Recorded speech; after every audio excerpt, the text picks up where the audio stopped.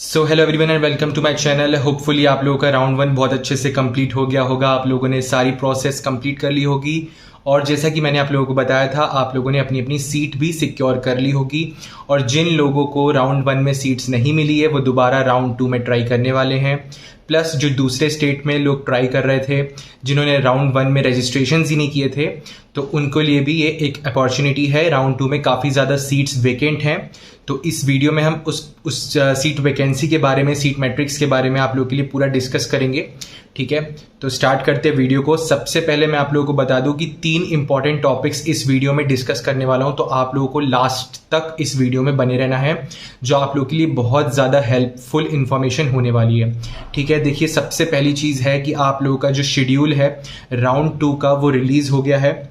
ठीक है, तो राउंड 2 का जो शेड्यूल मैं आप लोगों को बता देता हूं, क्योंकि आपका कल से राउंड 2 की काउंसलिंग स्टार्ट कर दी गई है और इसमें शाम के 5 बजे से आप लोगों का जो ऑनलाइन रजिस्ट्रेशन रहता है, यानी कि 2000 रुपीज़ देने वाला जो प्रोसेस रहता है, प्लस जो आप लोगों को डॉक्यूमेंट्स अपलोड करने रहते हैं UPDGME की ऑफिशियल वेबसाइट पे जा करके, आपको जो यूपी नीट यूजी की जो 2025 की काउंसलिंग चल रही है, मैं उसकी बात कर रहा हूँ।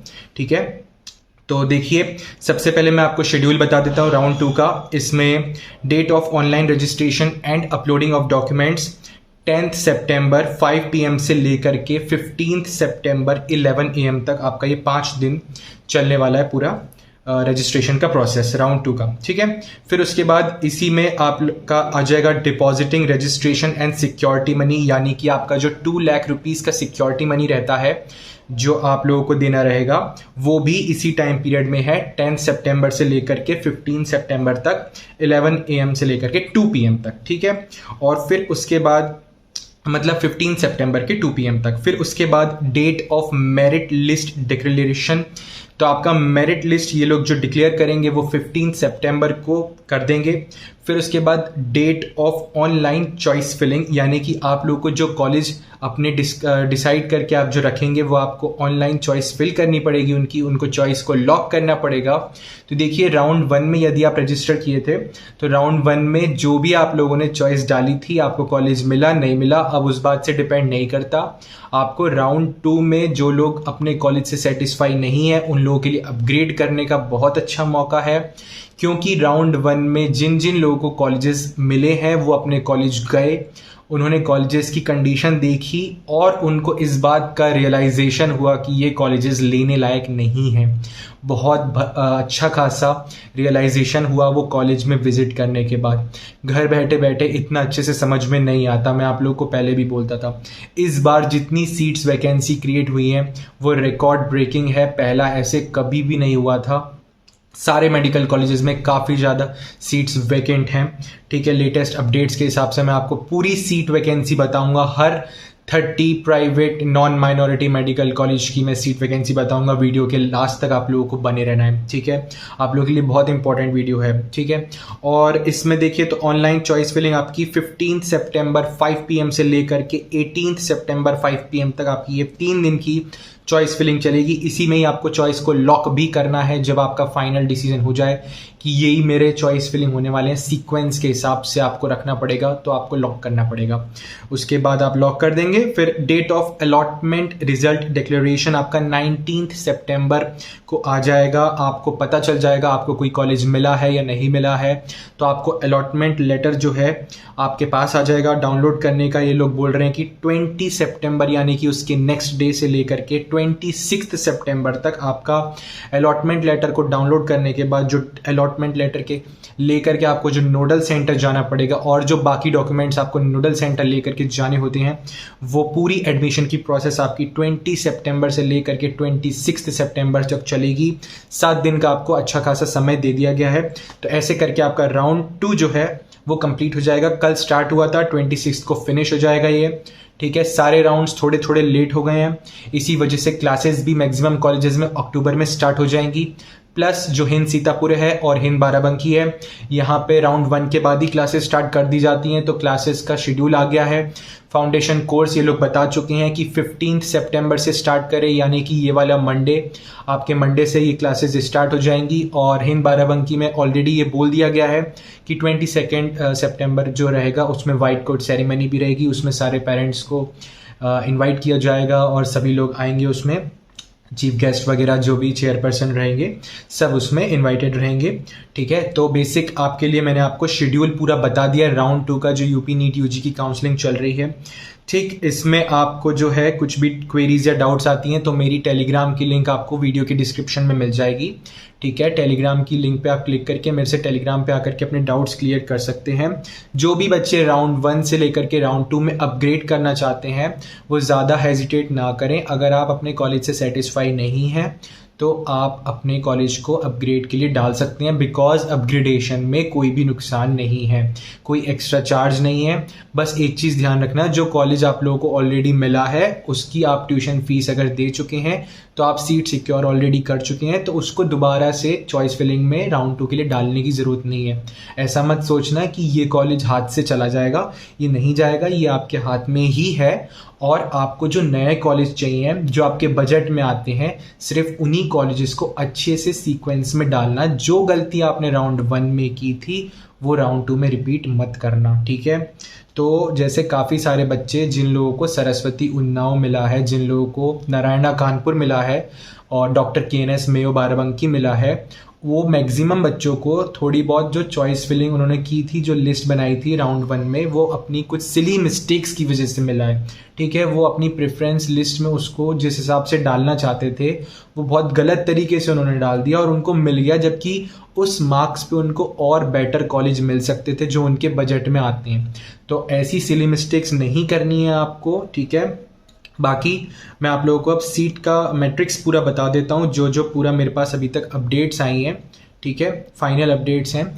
जो कॉलेज जिस हिसाब से मिला था उसी हिसाब से अपन बात करेंगे। जैसे नंबर 1 पे शारदा रहा था, उसका कट ऑफ, और नंबर लास्ट पे TS मिश्रा रहा था 30 पे, तो उसी रैंक में अपन डिस्कस करेंगे, वही क्रोनोलॉजी अपन रखेंगे। ठीक है, इस वीडियो में सबसे पहले शारदा की बात कर ली जाए तो देखिए, शारदा में 250 सीट्स का इंटेक है, जिसमें से 134 सीट्स जो हैं उसमें एडमिशन हो चुका है।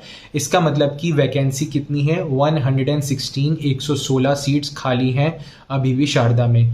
इसका सबसे बड़ा रीज़न ये है कि यहाँ पे एक तो फीस बढ़ गई थी, ऊपर से और ज़्यादा फीस बढ़ाने की पिटीशन इन लोगों ने इलाहाबाद हाई कोर्ट में डाल दी है। ठीक है, तो अब ये लोग बॉन्ड भी साइन करवाते हैं बच्चों से, ये तो बहुत पहले से ही करवाते हैं। और फिर उसके बाद ये लोग सीट्स मतलब सीट्स तो इनकी चलो ज़्यादा थी मान लिया, लेकिन फिर बच्चों को लग रहा है कि इतना पैसा देना है तो फिर DMD इससे अच्छा ले लो, या फिर जो है आपका एक ड्रॉप और ले लो। ठीक है, तो अभी गवर्नमेंट मेडिकल कॉलेजेस भी काफ़ी नए नए खुल गए हैं। ठीक है, तो उसमें सीट्स इंक्रीज़ की हैं, तो काफ़ी ज़्यादा बच्चे जो गवर्नमेंट के जस्ट बाउंड्री लाइन स्कोर पे थे वो लोग कोशिश करते हैं कि टॉप मेडिकल कॉलेजेस मिल जाएं प्राइवेट में, तो वो अब वापस से गवर्नमेंट के लिए पूरा मॉकअप राउंड तक ट्राई करेंगे, जो कि बहुत अच्छा डिसीजन है। काफ़ी सारे बच्चों ने अब्रॉड जाने का डिसीजन ले लिया है, जैसे कि कुछ लोग नेपाल जा रहे हैं, कुछ लोग बांग्लादेश जा रहे हैं, कुछ लोग कजाकिस्तान, किर्गिस्तान, रशिया, ऐसी कंट्रीज़ को अब अप्रोच कर रहे हैं। ठीक है, तो बेसिक यही रीज़न है कि अब बहुत ज़्यादा सीट वैकेंसी आप लोग को देखने को मिलेगी, जैसा कि मैंने आपको बोला था। हिंद सीतापुर में भी इस बार 46 सीट्स वैकेंट हैं, यानी कि 104 आउट ऑफ 150 सीट्स में ही एडमिशन हुए हैं। बाकी 46 बच्चों को जो है ये लगता है कि वहाँ पे एडमिशन नहीं लेना चाहिए, तो अभी 104 सीट्स ही फिल हुई हैं, 46 आपकी वैकेंट हैं। थर्ड नंबर पे आता है आपका KD मथुरा। KD मथुरा में 250 सीट्स का इंटेक है, तो यहाँ पे 201 यानी कि 201 सीट्स में एडमिशन हुआ है और 49 सीट्स यहाँ पे वैकेंट रह गई। फिर यूनाइटेड में आउट ऑफ 150 117 यानी कि 117 सीट्स जो है एडमिशन हो गया और 33 सीट्स खाली रह गई हैं यहाँ पे। गोरक्षनाथ में 100 सीट्स का इंटेक है, गोरक्षनाथ में 94 सीट्स अभी फिल हो गई हैं और 6 सीट्स की वैकेंसी आ चुकी है। ठीक है, सरस्वती हापुड़ में 250 सीट्स का इंटेक है, यहाँ पे 205 की एडमिशन हुई है और 45 सीट्स यहाँ पे वैकेंट हैं। हिंद बाराबंकी की बात करी जाए तो 100 सीट्स का इंटेक है, 73 सीट्स इसमें एडमिशन हो चुका है और 27 इसमें वैकेंट है। फिर आता है हेरिटेज वाराणसी। हेरिटेज वाराणसी जो है 200 सीट्स का इंटेक है, यहाँ पे 175 सीट्स एडमिशन हो चुका है और 25 अभी भी वैकेंट है। श्री राम मूर्ति स्मारक, इतना नाम चलता है इस कॉलेज का, और देखिए अब ये हो गया है कि यहाँ पे सिर्फ 66 सीट्स ही भरी हैं और 184 सीट्स इसकी वैकेंट हैं। सबसे ज़्यादा इसी में देखने को मिला है बिकॉज श्री राम मूर्ति स्मारक ने ऑलरेडी अपना बजट 1 करोड़ प्लस कर दिया था। अभी और उन लोगों ने पिटीशन डाल दी है, अभी और ज़्यादा उन लोगों को बढ़ाना है, तो अभी पता नहीं कितना ये बढ़ाना चाहते हैं, मतलब हद कर रखी है। तो वहाँ जा करके बच्चों को जब पता चला कि इतनी ज़्यादा फीस देने के बाद ऊपर से इतने ज़्यादा रूल्स रेगुलेशन स्ट्रिक्टनेस, बिल्कुल इंसान परेशान ही हो जाएगा। मतलब एक व्यक्ति होता है वो सोचता है कि चलो इंसान अपने कंफर्ट जोन में रहे, इतना पैसा खर्च हो रहा है तो उसको उस हिसाब से फैसिलिटीज़ भी मिलेंगी, वो भी नहीं हो रहा है। ठीक है, हॉस्टल भी कुछ इतने खास इतने हैं नहीं कि 1 करोड़ रुपये दे करके आपको बहुत सुख प्राप्त हो वहाँ पर। ठीक है, तो श्री राम मूर्ति स्मारक में बच्चे विजिट किए, वहाँ जाने के बाद उनको एहसास हुआ कि सीट्स जो हैं वो नहीं लेनी चाहिए, इसलिए वहाँ पे भी काफ़ी ज़्यादा वैकेंसी क्रिएट हो गई है। रामाहापुर नंबर 10 नंबर पे बात करी जाए, रामाहापुर में 250 सीट्स का इंटेक है, 207 यहाँ पर एडमिशन हो चुके हैं और 43 सीट्स यहाँ पे वैकेंट हैं। सुभारती मेरठ की बात करी जाए तो 200 सीट्स का इंटेक है, 140 इसमें से एडमिशन हो चुके हैं और 60 सीट्स में वैकेंसी आ गई है। मुजफ्फरनगर मेडिकल कॉलेज जो है यहाँ पे 149 सीट्स आउट ऑफ 200 यहाँ पे फिल हो चुकी हैं। ठीक है, मुजफ्फरनगर में 51 सीट्स का वैकेंसी है अभी भी।